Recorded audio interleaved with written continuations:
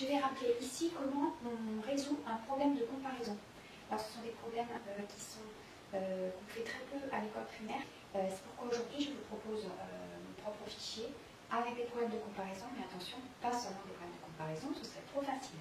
Qu'est-ce que c'est qu'un problème de comparaison? Eh bien, c'est un problème où on va avoir deux valeurs à comparer, deux ou plusieurs, mais en CE1, on va comparer deux valeurs. Alors, quand je parle de valeurs, c'est quoi? Ce sont deux ensembles qui sont comparables, et ça peut être en fait n'importe quoi. On peut comparer deux sachets de billes, on peut comparer deux paquets de biscuits, on peut comparer deux âges différents, de hauteurs différentes, de longueurs différentes, comme c'est le cas par exemple de Pierre et de Paul qui n'ont pas la même longueur, et qu'on va pouvoir comparer parce qu'ils sont différents. En fait, ce qui est difficile dans un problème de comparaison, c'est justement de reconnaître que c'est un problème où on doit comparer.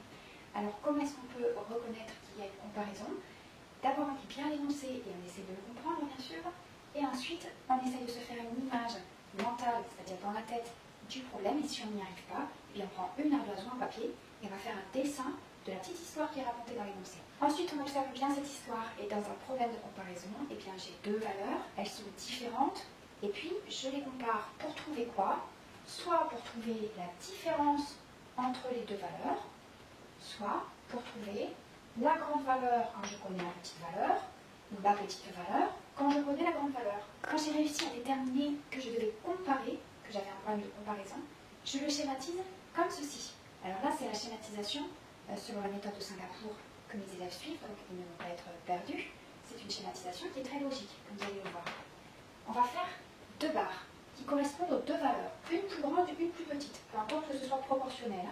Mais en tout cas, on va mettre dans la grande barre la grande valeur et dans la petite valeur. Je ne vais pas comparer de taille parce que ça finit toujours en dispute, je vais comparer deux âges. Donc on va dire que Pierre a 15 ans et que Paul, lui, en a 11. J'ai donc deux valeurs que je connais. Je connais la grande valeur, c'est 15 ans. Je connais la petite, c'est 11 ans. Et là, dans ce problème, qu'est-ce que je cherche? Je cherche la différence entre les deux. Je cherche ceci.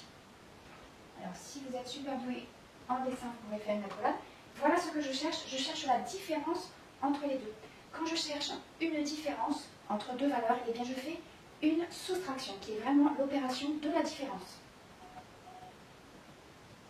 Alors, pourquoi je fais une soustraction? Eh bien parce que quand je soustrais la petite valeur de la grande valeur, donc j'enlève l'âge de Paul, 11 ans, à l'âge de Pierre, 15 ans, il ne me reste que la différence entre les deux. Dans le premier cas, je connaissais les deux valeurs, l'âge de Pierre et l'âge de Paul. Et ce que je cherchais, c'était la différence entre les deux. Je fais une soustraction. Deuxième cas possible, je connais cette fois-ci la plus grande valeur. Je connais l'âge de Pierre, il a 15 ans. Je connais la différence entre les deux. Je sais que Pierre a 4 ans de plus que Paul, ou bien que Paul a 4 ans de moins que Pierre. Et je cherche quoi? Je cherche la plus petite valeur. J'insiste pour qu'on mette le point d'interrogation, et dans la méthode de Singapour, il faut toujours placer le point d'interrogation au bon endroit. C'est très important, c'est ce que je cherche. Je cherche donc la plus petite valeur. Je vais faire encore une soustraction. Pourquoi est-ce que je fais une soustraction? C'est très logique quand on regarde. J'enlève à l'âge de Pierre, j'enlève la différence, ce qui me fait trouver l'âge de Paul. Maintenant, il y a un dernier cas, c'est celui-ci. Je compare toujours Pierre et Paul. Sauf que là, je connais la plus petite valeur, c'est-à-dire l'âge de Paul. Il a 11 ans. Et je sais que Paul a 4 ans de moins que Pierre, et que Pierre a 4 ans de plus que Paul. Mais ces 4 ans, c'est la différence entre les deux. Cette fois-ci, je cherche la plus grande valeur. Je cherche l'âge de Pierre. Mon point d'interrogation ici.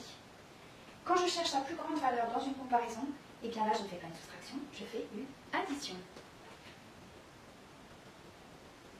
Ce qui est très logique et qui tombe sous le sens avec cette schématisation, c'est que j'ajoute à l'âge de Paul la différence entre les deux, ce qui va me faire trouver l'âge de Pierre. Alors attention, ce n'est pas parce que vous avez plus ou moins dans l'énoncé que vous allez devoir faire une addition ou une soustraction. L'énoncé peut être trompeur. Par exemple, ici, vous avez ce problème. Il peut être énoncé comme ceci. Pierre a 15 ans, Paul a 11 ans, quelle est la différence d'âge entre les deux? Très bien, je cherche la différence. Mais on peut dire aussi, Pierre a 15 ans, Paul a 11 ans, de combien Pierre est-il plus âgé que Paul? C'est déjà plus compliqué. Ou bien de combien Paul est-il plus jeune que Pierre?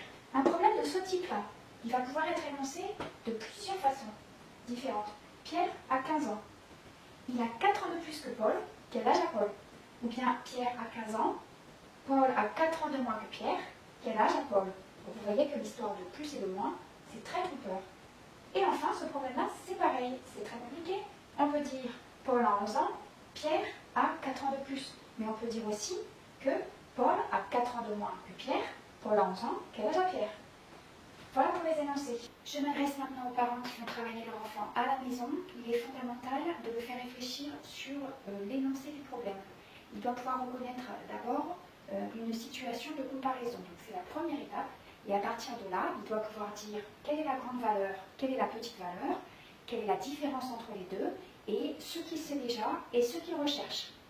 Quand il a fait son schéma, qu'il l'a rempli et qu'il a pu mettre le point d'interrogation au bon endroit, c'est-à-dire qu'il sait ce qu'il cherche, et bien le problème est presque entièrement résolu.